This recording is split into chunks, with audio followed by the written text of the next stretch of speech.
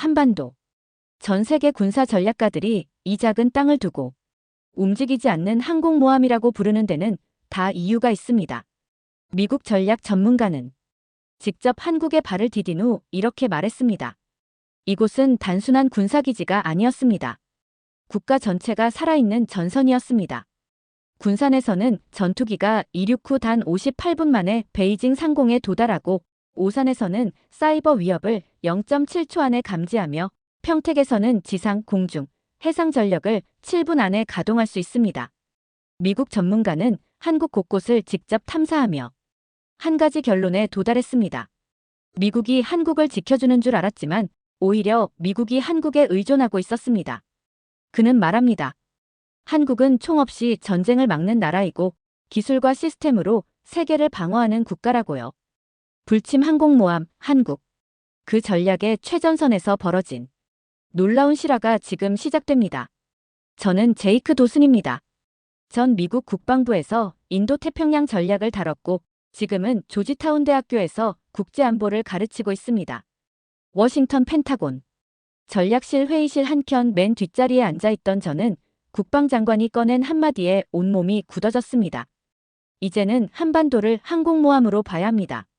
수십 년간 중국을 분석했고 러시아를 상대했고 중동을 떠도는 미군 기동 전략을 설계했지만 한국을 그렇게 본 적은 없었습니다. 북한과 마주한 항상 위기 속에서 아슬아슬한 나라. 솔직히 그런 정도의 인식이었죠. 그러나 그날 업무 지시서를 받았습니다. 한국을 다시 분석해라. 기술, 군사, 안보, 국민성, 역사까지. 트럼프의 책상에 올라갈 보고서는 너의 손에 달려있다. 한 달 후 인천공항에 발을 내딛었을 때 긴장감보단 호기심이 더 컸어요. 과연 이 나라가 그렇게까지 중요한가?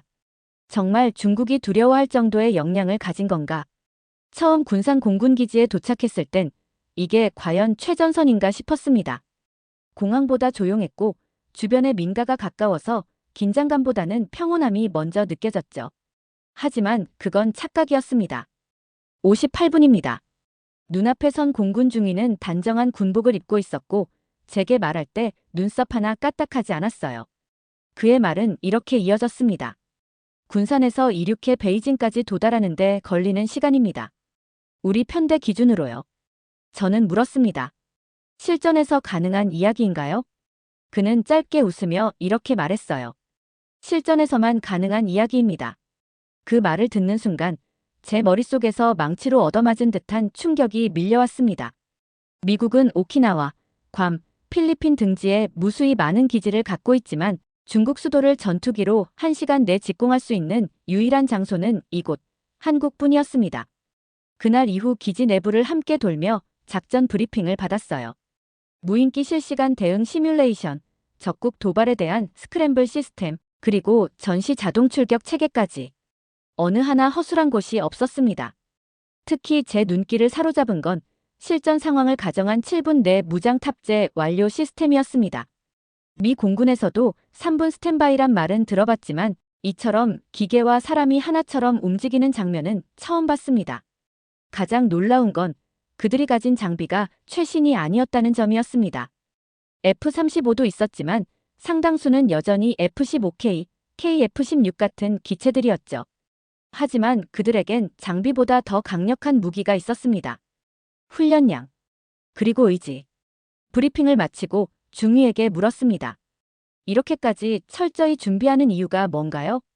혹시 북한 때문인가요? 그는 조용히 고개를 저었습니다. 북한은 가깝고 중국은 큽니다. 전자는 우리를 위협하고 후자는 우리를 시험하죠. 그래서 두 방향을 동시에 봅니다. 그 순간 미국이 지금껏 한국을 단순히 북한 억제용 기지로만 취급해온 게 얼마나 오만한 발상이었는지 깨달았습니다. 그리고 머릿속에서 하나의 문장이 떠올랐어요. 한국은 미국이 중국을 견제하기 위해 절대 포기할 수 없는 가장 가깝고 가장 효율적인 무기다. 기지 내 작전 통제소에서 저는 미국 위성 지도와 한국 공군 작전 데이터를 함께 비교해봤습니다. 놀랍게도 미국이 보유한 동북아 기지 중에서 한국만큼 즉시 타격이 가능한 곳은 단 하나도 없었습니다. 일본은 정치적 제약이 큽니다. 필리핀도 거리 문제. 괌. 대응 속도 너무 늦죠. 한국만이 유일하게 결심 즉시 1시간 내 적의 수도를 타격 가능한 거리에 있는 나라였습니다. 그날 밤 워싱턴으로 보낼 보고서 1차 초안에 이렇게 썼습니다. 이곳은 베이징의 심장을 정조준한 고정된 유도 미사일입니다. 처음엔 한국이 동맹국이라서 주한미군이 있는 줄 알았습니다. 알고 보니 미국도 이 나라에 의지하고 있었더군요. 다음 일정으로 오산 공군기지에 도착했을 때 그다지 큰 기대를 하진 않았습니다. 이미 군산에서 받은 충격이 너무 컸고 이보다 더 놀라울 순 없겠지라는 생각이 있었거든요. 그런데 오산은 단순한 공군기지가 아니었습니다. 전장의 지휘소이자 미국 전체 전략이 숨쉬는 방공 두뇌 같은 곳이었어요. 저를 맞이한 인물은 30대 후반의 공군 대령이었습니다. 그는 자기가 직접 디자인했다는 지휘 시스템을 소개하며 이렇게 말했습니다. 이곳은 단 3분이면 하늘 전체를 봉쇄할 수 있습니다. 처음엔 무슨 말인지 몰랐습니다. 하지만 그는 화면을 열었고 전자지도 위로 붉은색 반경이 펼쳐졌어요. 북한에서 쏘는 미사일, 중국 남부에서 날아오는 전략기, 모든 걸 여기서 추적합니다. 그리고 3분 안에 반격 혹은 무력화 결정이 내려지죠. 화면 속 점들을 따라가며 중얼거렸습니다. 이건 그냥 방공망이 아니네요. 아예 전쟁의 사전 설계도 같은데요. 그는 한마디로 잘라 말했어요. 맞습니다. 여긴 미국의 동아시아 뇌입니다. 한국이 빠지면 미국 전략은 전부 다 무너집니다. 미국 전략이 무너진다라니 미국은 대체 얼마나 한국에 기대고 있었던 걸까? 그 대답은 바로 평택에서 찾을 수 있었어요. 평택은 제가 상상한 것보다도 더 컸습니다.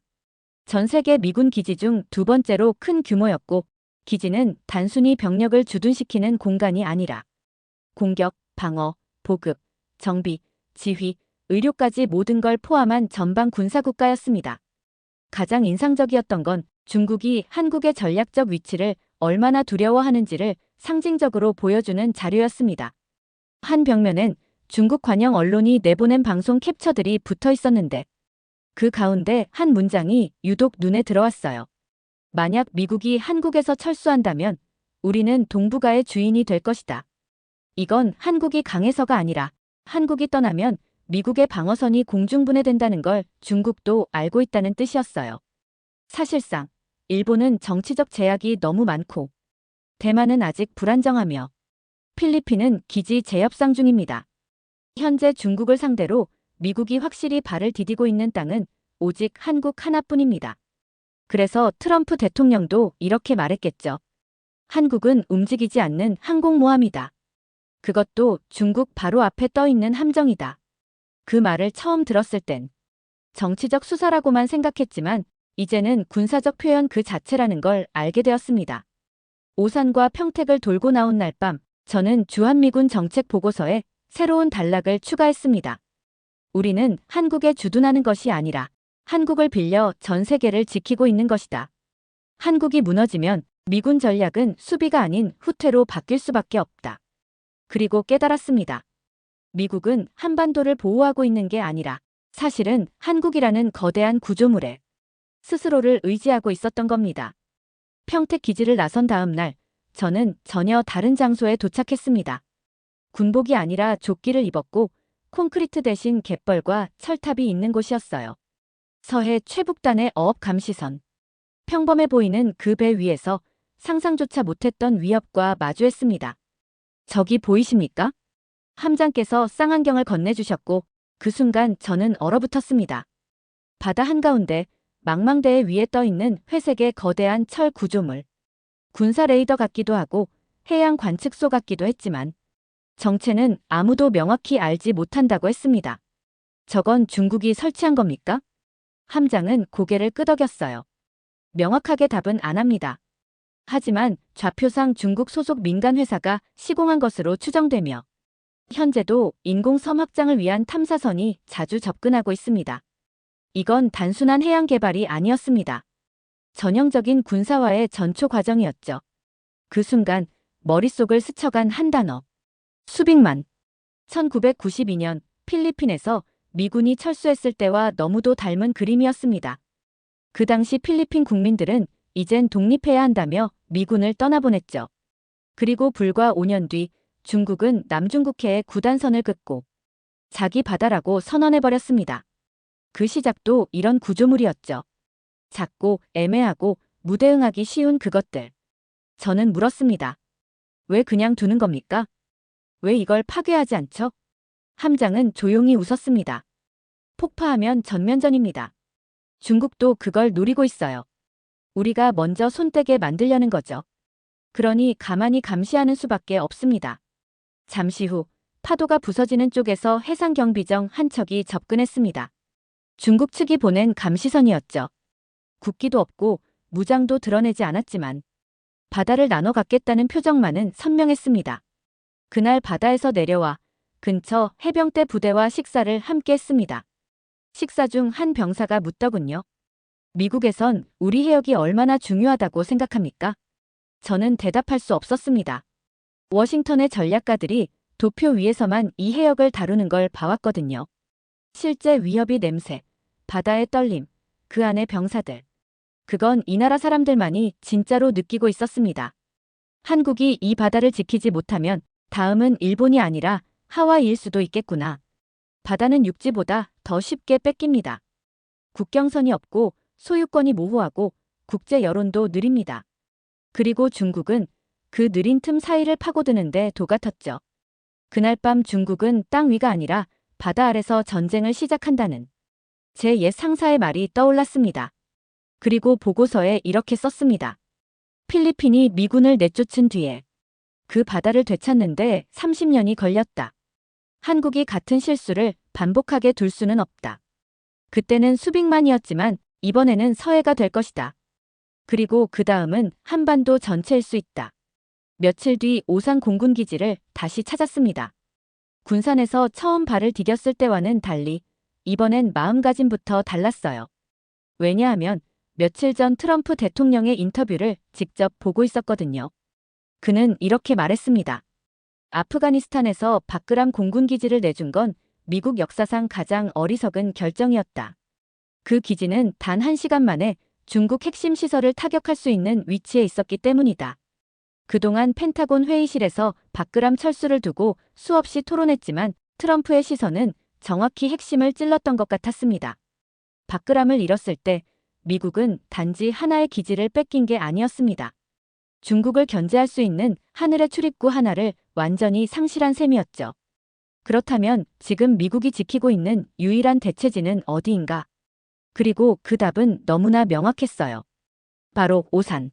한국 땅. 오산 기지에 도착하자마자 항공통제소로 안내받았습니다. 관제탑 안에서 파란 복장을 입은 한국 공군 장교가 항공통신망을 조율하고 있었고 그 뒤편에 미군 장교 둘이 빠르게 정보를 주고받고 있었어요. 둘 다 영어를 쓰고 있었지만 작전 코드와 좌표의 기준은 한국 시간, 한국 기준이었습니다. 이 작은 디테일 하나가 모든 걸 말해주더군요. 미국이 이곳을 지배하는 게 아니라 미국이 한국 시스템에 편입된 상태로 작전 중이구나. 그리고 또 하나. 비행정보관리 화면 상단에는 평양, 베이징, 상하이, 선양이 모두 작전권 내 표시로 잡혀 있었습니다. 오산에서 뜬 전투기 하나가 커버할 수 있는 범위였어요. 그 순간 바그람이 떠올랐습니다. 거기도 그랬죠. 핵심 타격지까지 60분에서 80분 거리. 단 한 번의 이륙으로 전장을 압박할 수 있었던 유령의 그림자 같은 기지. 그리고 지금 이 오산이 그 그림자를 대체하고 있었습니다. 그러니 트럼프가 왜 바그람 철수를 그렇게 분노했는지 이제는 뼛속 깊이 이해가 됐습니다. 한국을 잃는다는 건 지금 당장 5개에서 6개 작전 전선을 동시에 내려놓는 일이고 미국이 중국에게 단숨에 아시아 하늘을 내주는 일이기도 하니까요. 오산 작전 지휘관이 저를 데리고 벙커 회의실로 안내하며 이런 말을 했습니다. 이 기지는 평시엔 조용하지만 위기 때는 30분 안에 모든 것이 바뀝니다. 어떤 위기 말씀입니까? 제가 묻자 그는 대답했습니다.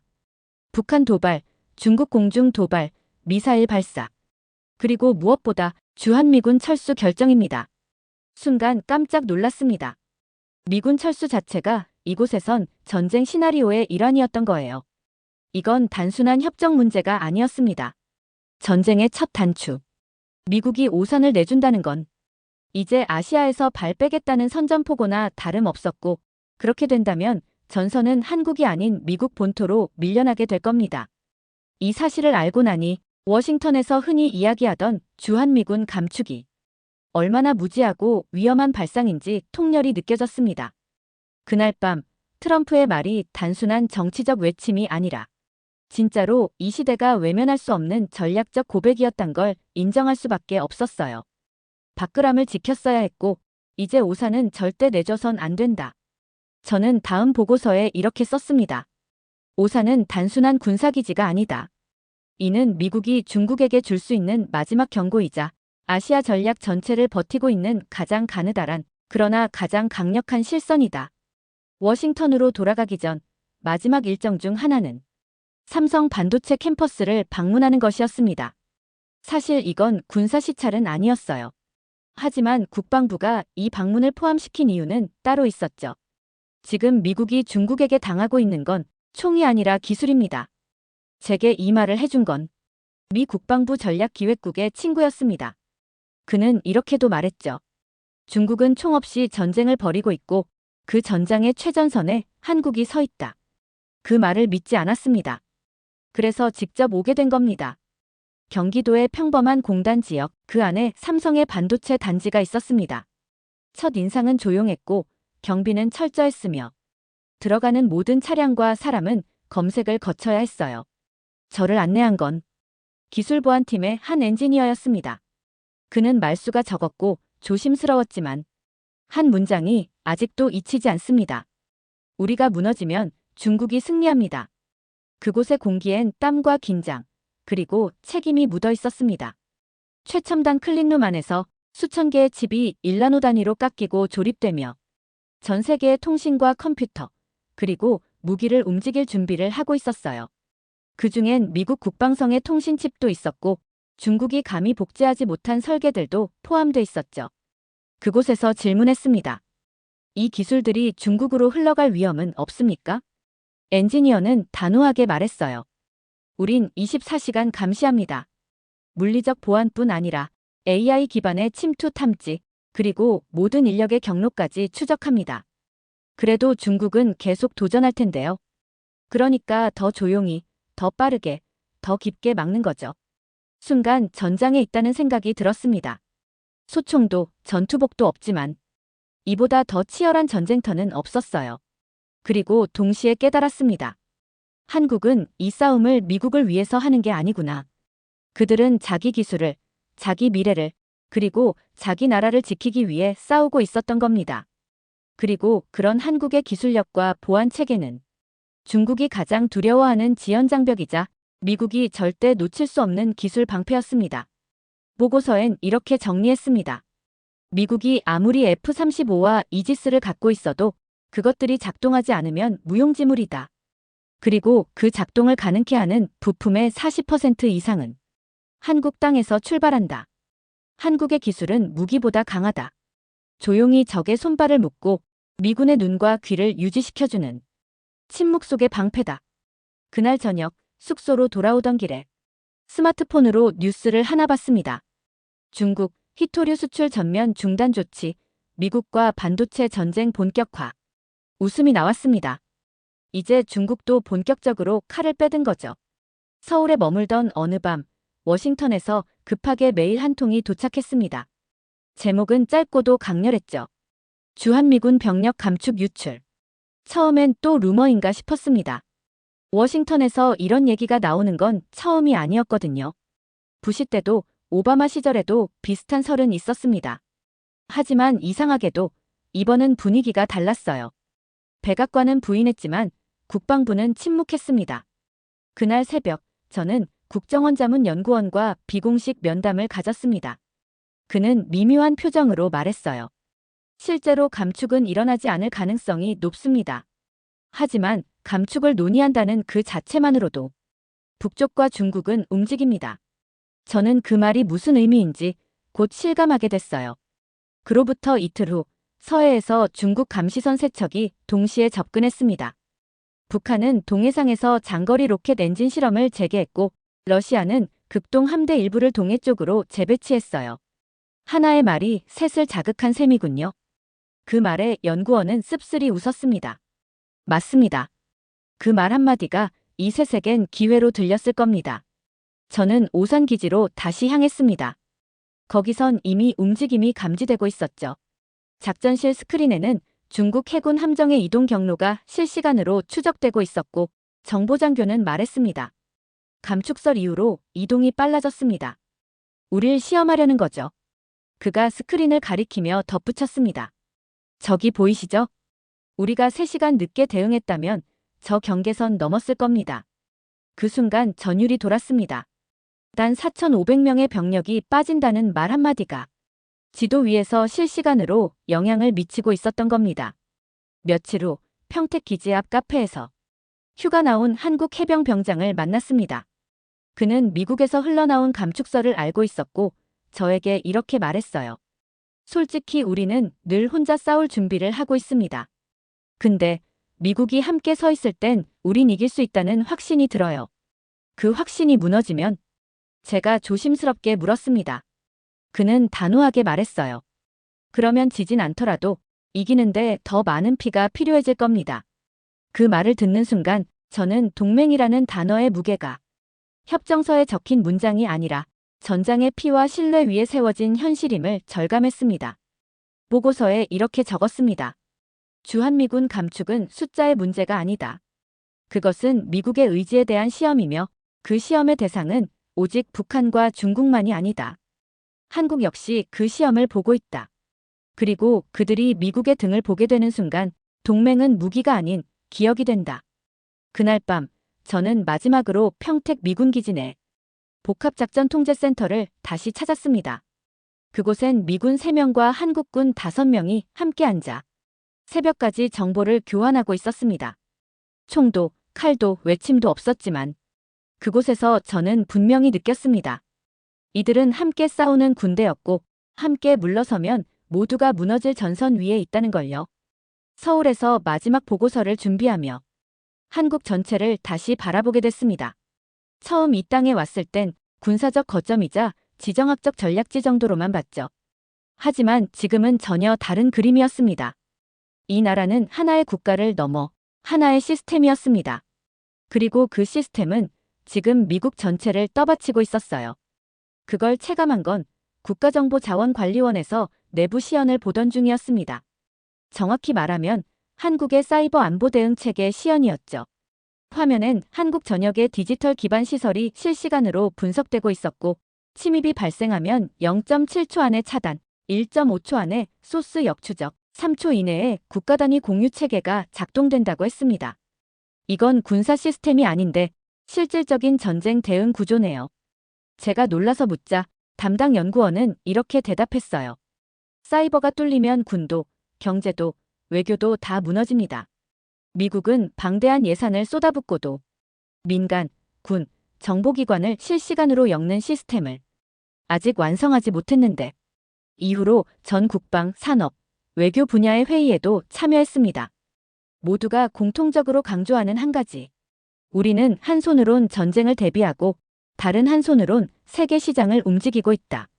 삼성과 SK는 미국 국방부와 직접 공급 계약을 맺고 있었고 부산항은 미 태평양 함대의 물류 기지처럼 움직이고 있었으며 세종시는 미국 대사관보다 더 많은 국제보안회의가 매주 열리는 곳이었습니다. 그리고 결정적으로 한국은 동맹국 중 유일하게 미국이 요청하기도 전에 먼저 움직이는 나라였습니다. 우크라이나 사태가 터졌을 때 한국은 이미 항공편으로 물류 지원을 조율하고 있었고 인도, 태평양 전략 발표 전에도 한국 외교부는 자체 시나리오를 미국에 제안한 적도 있다고 하더군요. 제가 국무부 동료에게 물었습니다. 도대체 왜 한국은 이렇게까지 민첩하게 움직이죠? 요청하지도 않았는데 먼저 대응하는 이유가 뭘까요? 그는 말했어요. 미국이 우리를 도운 건 사실이지만 언제까지 기대고만 있을 수는 없으니까요. 결국 이 나라는 군사뿐 아니라 기술, 외교, 경제, 정보, 모든 전장에서 미국의 체면을 살리고 있었던 겁니다. 그제야 깨달았어요. 왜 워싱턴은 동맹국이라는 말 대신 이제 핵심 축이라는 단어를 쓰기 시작했는지를요. 마지막 보고서 문장을 이렇게 썼습니다. 한국은 전방 기지가 아니다. 한국은 미국의 세계 전략을 지탱하는 가장 복잡하고도 정교한 구조물이다. 이 나라가 무너지면 미국의 대외 시스템은 동시다발적으로 오작동할 것이다. 그리고 문장을 덧붙였습니다. 작지만 이 나라 하나가 세상의 균형을 붙잡고 있다. 한국에서의 마지막 밤이었습니다. 서울 남산에 올라 도시를 내려다보며 워싱턴에 제출할 보고서 표지를 작성하고 있었습니다. 동북아 전략 보고서. 불침 항공모함 한국. 미국이 지켜야 할 땅이 아니라 의지해야 할 땅으로. 한 달 전 저는 단지 분석자였습니다. 한국이 전략적으로 어떤 의미를 가지는지, 중국과 북한 사이에 어떤 위치에 놓였는지, 거리와 좌표만 따져보던 사람이었죠. 하지만 지금 저는 하나의 국가가 아니라 하나의 의지를 본 사람이었습니다. 군산기지에서 들었던 그 말, 58분이면 베이징까지 갑니다. 그 짧은 거리 안에 한국의 결의와 미국의 미래가 함께 들어있었습니다. 오산, 평택, 서해, 사이버센터, 그리고 그 안에서 만났던 한국인들의 눈빛은 무언가를 지켜낸 사람들만이 가질 수 있는 눈빛이었어요. 그들은 크지 않았지만 단단했습니다. 조용했지만 흔들리지 않았고 언제 전쟁이 터져도 준비되어 있다는 확신을 그들의 말투와 눈빛, 움직임에서 읽을 수 있었습니다. 그게 너무 부러웠습니다. 미국은 늘 동맹을 이야기했지만 정작 그 동맹의 희생과 결의 앞에서 우리는 너무 자주 등을 돌려왔던 건 아닌가. 트럼프는 박그람 기지를 잃은 걸 역사적 실책이라 말했죠. 하지만 저는 말하고 싶습니다. 만약 미국이 한국을 잃는다면 그건 실책이 아니라 전략적 자살입니다. 이 나라는 세계에서 가장 빠르게 움직이고 가장 조용히 기술을 지키며 가장 뜨겁게 국가를 끌어안는 국민들이 존재하는 곳이었습니다. 그리고 그 순간 모든 게 명확해졌습니다. 이 땅이 무너지면 세상에 남을 마지막 방어선도 함께 무너질 겁니다. 움직이지 않지만 세계에서 가장 무서운 방어선. 그게 바로 한국이었습니다. 두 번째 사연 시작합니다. 이 나라는 회복 불가능합니다. 한국은 이제 끝났습니다. MIT 출신 세계경제연구소 수석연구원, G20 나토 IMF 전략 컨설팅의 핵심 분석가. 전 세계가 그의 판단을 믿었습니다. 그 누구도 그를 의심하지 않았습니다. 그런데 그는 틀렸습니다. 한국은 무너진 게 아니었습니다. 죽은 줄 알았는데 살아있었고, 살아있는 줄만 알았는데 조용히 준비하고 있었던 나라였습니다. 그리고 마침내 그는 고개를 숙이며 이렇게 말합니다. 나는 통계와 그래프로만 세계를 분석해왔습니다. 하지만 한국은 숫자로는 설명이 안 되는 나라였습니다. 대체 무슨 사연인지 오늘 사연 바로 시작하겠습니다. 1998년 1월 서울 여의도. 저는 전 세계 신흥국 위기 분석팀의 책임자로 파견 명령을 받고 이곳에 왔어요. 눈발이 흩날리는 아침, 도착하자마자 느꼈습니다. 공기가 이상했어요. 한 도시 전체가 무너지는 소리를 사람들 표정에서 들을 수 있었거든요. 길거리를 걷는데 부도라는 글자가 붙은 가게가 끝도 없이 이어져 있었어요. 은행은 장갑 낀 경비원이 입구를 막고 서 있었고 ATM은 현금을 내놓지 않았죠. 서울의 중심이라는 여의도에서조차 그 흔하던 커피 한 잔조차 사 마시기 어려웠습니다. 이 나라는 끝났다. 그렇게 생각했어요. 아니, 확신했죠. 보고서 초안을 작성하면서 이렇게 적었습니다. 한국 경제 시스템 붕괴, 재정 자생력 없음, 사회 불안 요소 확산 중. 그 당시 IMF 본부에서도 한국에 대해 비관적인 분석이 대부분이었어요. 재벌 중심 구조는 한계에 도달했고 노동시장 유연성은 최악이며 국민소득 대비 가계부채는 위험 수위를 넘었다. 그렇게 수치만 보면 그 누구도 한국의 회생 가능성을 이야기하진 않았죠. 한 번은 택시를 탔는데 기사님이 기름을 거의 다 써가고 있다고 했어요. 요즘은 하루에 3번밖에 손님 못 태워요. 기름값이 너무 올라서 그냥 집에 있죠. 그 말에 뭐라 대답도 못했습니다. 한 손엔 돈이 없고 다른 손엔 선택도 없고 그게 경제 붕괴의 현실이라고 생각했어요. 그런데 그게 전부는 아니었더군요. 며칠 후 서울역 근처의 한 작은 국밥집에 들어갔어요. 가게 안엔 중년 남성 셋이 앉아 국밥을 먹고 있었고 주인 아주머니는 조용히 고개를 숙이고 설거지를 하고 있었죠. 근데 그중 한 사람이 이렇게 말하더군요. 야, 지금은 버텨야 돼. 우리 같은 놈들이 무너지면 진짜 나라 끝나는 거야. 그때는 그 말을 그냥 지나쳤어요. 왜냐면 전 그저 외국인이었고 이 나라를 이해하지 못했으니까요. 하지만 지금 돌아보면 그게 시작이었어요. 가게 셔터가 내려간 건 사실이었지만 사람들의 눈빛은 닫히지 않았습니다. 수많은 사람들의 마음속엔 다시 일어설 수 있다는 설명할 수 없는 힘 같은 게 있었어요. 그건 통계도, 보고서도, 외신 기사도 절대 기록할 수 없는 것이었죠. 저는 그걸 몰랐고 그래서 틀렸습니다. 매일 한국의 뒷골목을 걸었습니다.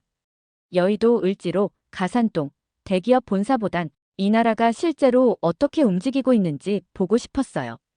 가산동 공장지대. 낡은 슬레이트 지붕 아래서 한 남자가 전선을 감고 있었어요.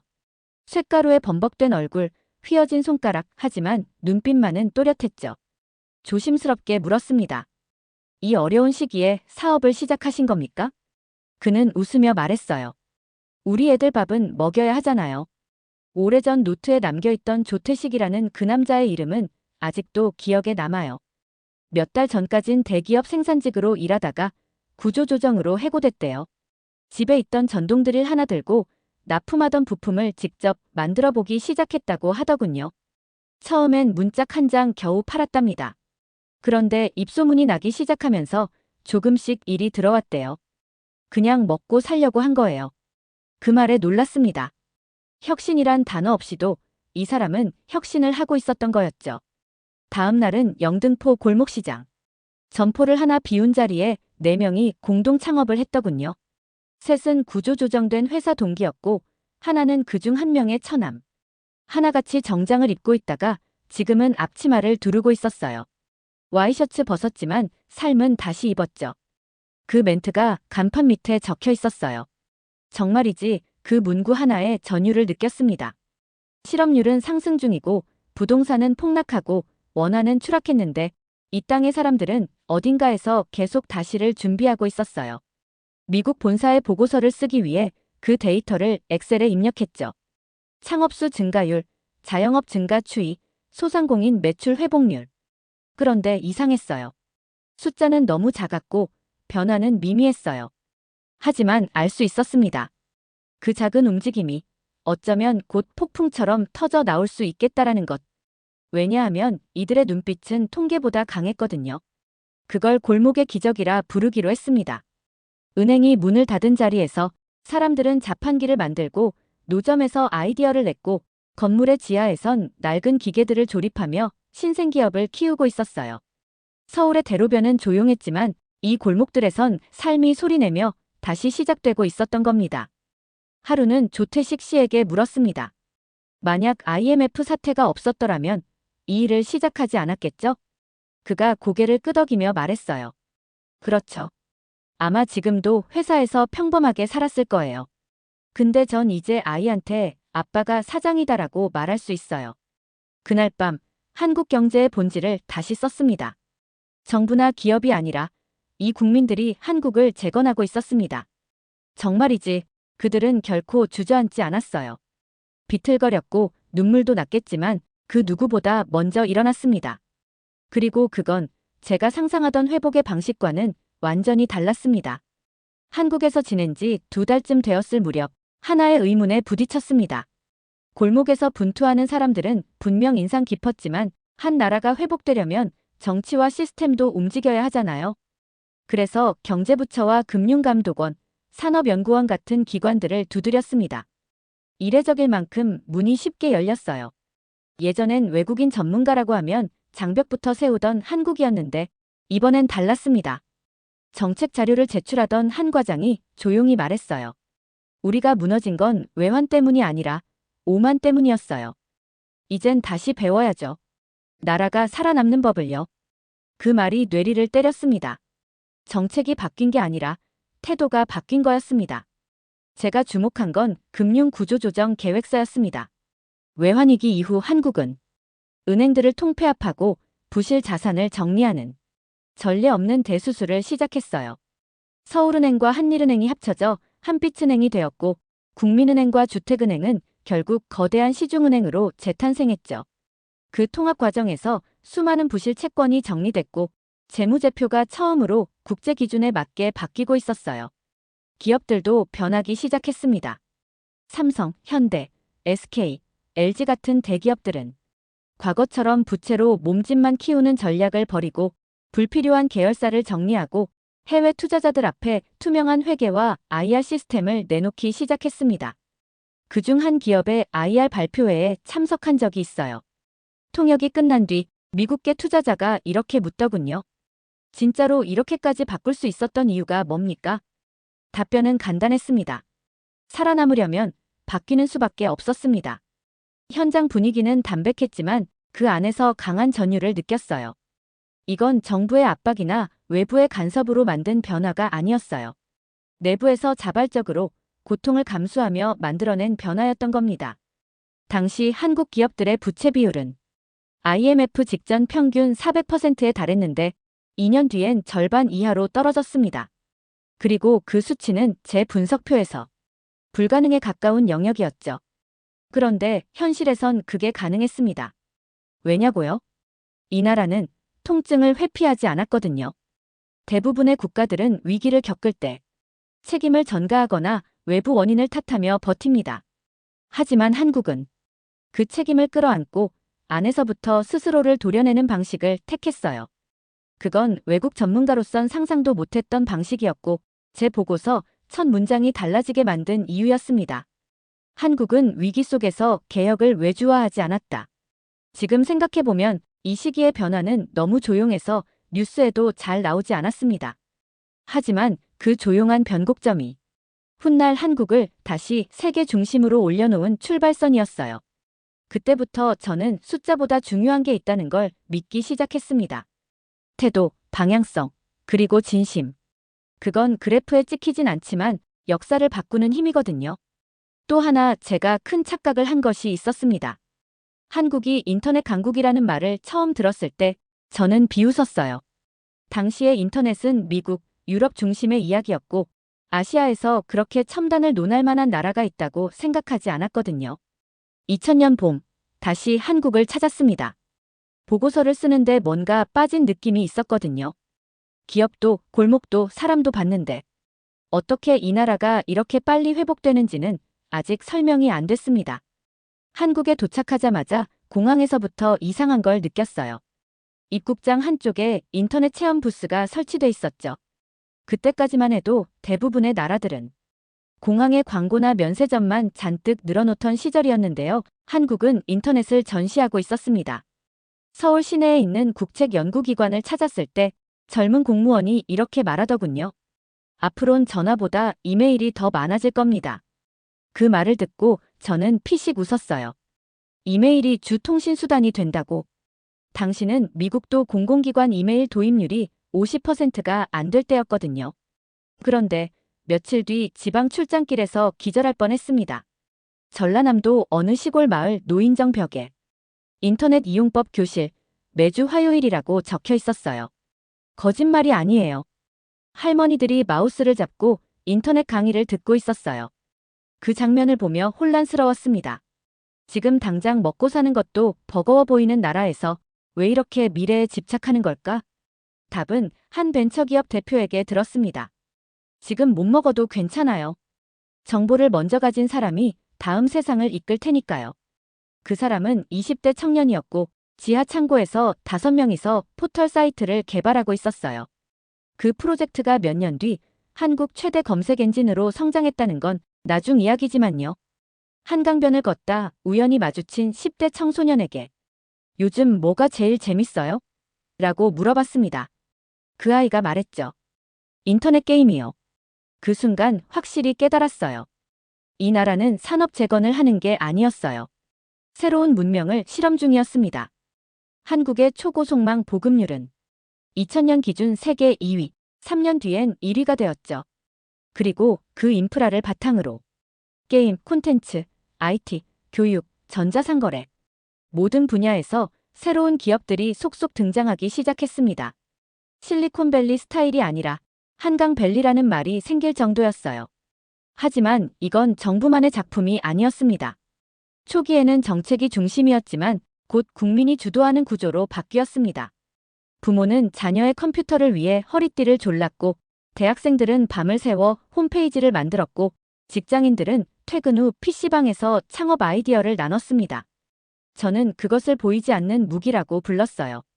총이나 탱크처럼 들리지도 보이지도 않았지만 한국인은 이미 전 국민이 온라인으로 무장하고 있었던 거죠.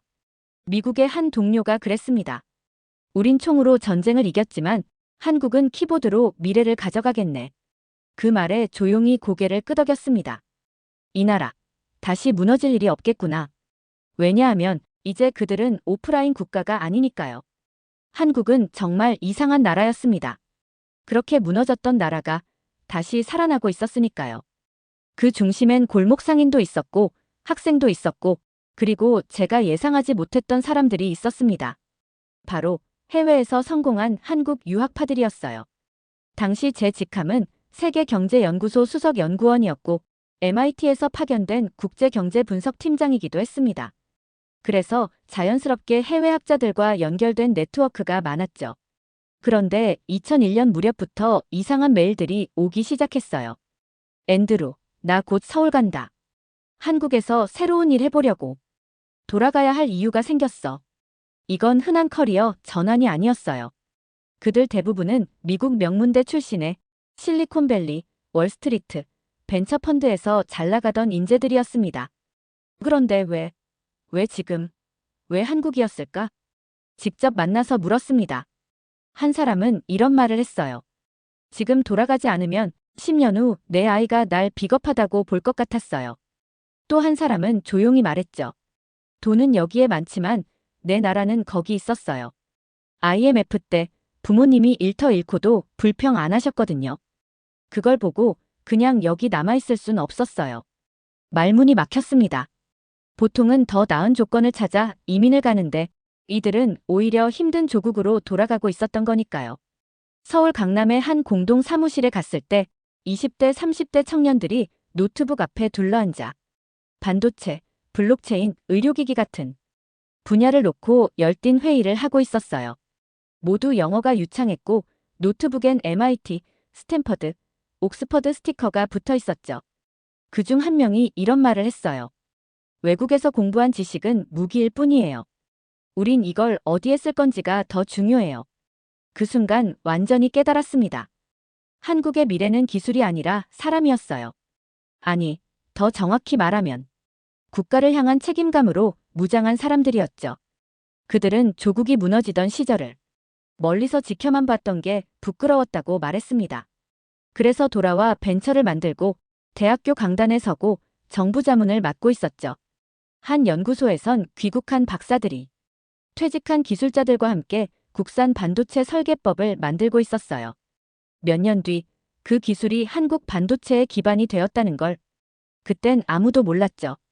하지만 느낄 수 있었습니다. 이 사람들은 단순히 지식이 아니라 믿음을 가지고 귀환한 거구나. 미국에서 자주 듣던 말이 있죠. 똑똑한 사람은 떠난다. 하지만 한국은 달랐어요. 똑똑한 사람들이 돌아오고 있었어요. 저는 이걸 지성의 귀환이라 불렀습니다. 그리고 이 귀환이 한국의 진짜 무기라는 걸 그제서야 인정할 수밖에 없었어요. 2008년 다시 서울로 향했습니다. G20 보고서 작성을 맡았기 때문이었죠. 당시 세계는 또 한 번의 금융위기를 맞고 있었고 이번엔 미국과 유럽이 중심이었습니다. 아이러니하죠. 불과 10년 전엔 한국이 세계 금융의 문제였는데 이번엔 한국이 모범 사례로 거론되기 시작한 겁니다. 공항에 착륙하자마자 확실히 달랐습니다. 예전에 가던 김포공항과 달리 새로 건설된 인천공항은 완전히 전자화돼 있었고 도심 곳곳엔 세계 언론이 재건된 한국이란 문구를 붙여두고 취재 중이었어요. 현장감이 달랐습니다. 공기 자체가, 분위기 자체가. 가장 먼저 삼성전자 본사를 방문했어요. 아시다시피 저는 MIT 출신이라 반도체 산업의 흐름을 누구보다 잘 압니다. 그런데 삼성의 생산성, 수율, 품질, 시장 점유율, 모든 지표가 세계 1위였어요. 이건 잘한다는 수준이 아니라 산업의 룰 자체를 바꿔버린 결과였습니다. 예전엔 미국과 일본이 기술을 주도했지만 지금은 삼성의 기술 발표가 기준이 되었어요. 말 그대로 이젠 다른 나라들이 한국을 따라가는 시대가 온 거죠. 그날 연구소에서 만난 부장은 이런 말을 했습니다. 우리가 잘해서 1등한 거 아닙니다. IMF 때 바닥을 봤기 때문에 절대로 돌아가고 싶지 않았던 거예요. 고개를 끄덕일 수밖에 없었습니다. 무너지지 않기 위해 이룬 혁신, 그게 진짜 강함이란 걸 저는 알았거든요. 그리고 현대자동차, 미국 시장 조사기관인 J.D. 파워 품질 평가에서 현대차가 일본차를 제쳤다는 뉴스를 본 건 비행기 아니었어요. 솔직히 눈을 의심했죠. 한국 자동차가 일본차를. 그런데 사실이었습니다. 경기도 남양에 있는 연구소에 방문했을 땐 수천 명의 기술자들이 AI 기반 전기차 플랫폼을 실험 중이었고 디자인은 유럽보다 더 세련돼 보였어요. 무엇보다 놀라웠던 건 한 명의 중견 연구원이 제게 이런 말을 건넸을 때였죠. 지금 우리가 미국을 이겼다고 생각 안 해요. 다만 이제 무시당하지 않는다는 건 압니다. 그 말에 저는 속으로 무릎을 꿇었습니다. 이건 성공이 아니었습니다. 존중을 이끌어낸 결과였거든요. 한국의 수출은 3배 이상 늘었고 무역 의존도는 낮아지며 자립형 산업 구조로 전환 중이었습니다. IMF에 의존하던 나라가 지금은 다른 개발도상국의 모델이 된 거죠. G20회의 자료에 이렇게 썼습니다. 한국은 단기적 구제의 나라가 아니라 장기적 전략으로 재탄생한 시스템 국가다. 그 말을 적고 나서 조용히 커피숍에 들어갔어요. 창밖으로 보이는 건 고층 빌딩, 그 안에서 회의 중인 청년들, 그리고 깨달았습니다. 한국은 이제 단 한 사람도 과거로 돌아갈 준비가 안 돼 있는 나라라는 걸요. 그날 밤 숙소 창가에 앉아 자문자답처럼 중얼거렸습니다. 이게 그때 그 나라가 맞나, 그때 끝났다고 썼던 내가 지금 이 나라 앞에서 고개를 숙이게 될 줄이야. 2023년 가을, 벨기에 브뤼셀에서 열린 나토 아신 전략정책 공동 세미나에 참석했습니다. 주제는 글로벌 공급망 안정화와 신흥국 대응 전략이었고 각국 정부 고위 관료, 기업 대표, 싱크탱크 수석들이 한자리에 모인 자리였죠. 그 세미나는 미국, 독일, 일본, 싱가포르가 메인이라 생각했습니다. 하지만 발표 순서 4번째, 한국 대표단이라는 이름이 스크린에 올라왔을 때 고개를 갸웃했어요. 이 시점에 한국이 무슨 전략을 제안할 수 있지? 그런데 발표가 시작되고 10분도 안 돼 회의장 분위기가 완전히 바뀌었습니다.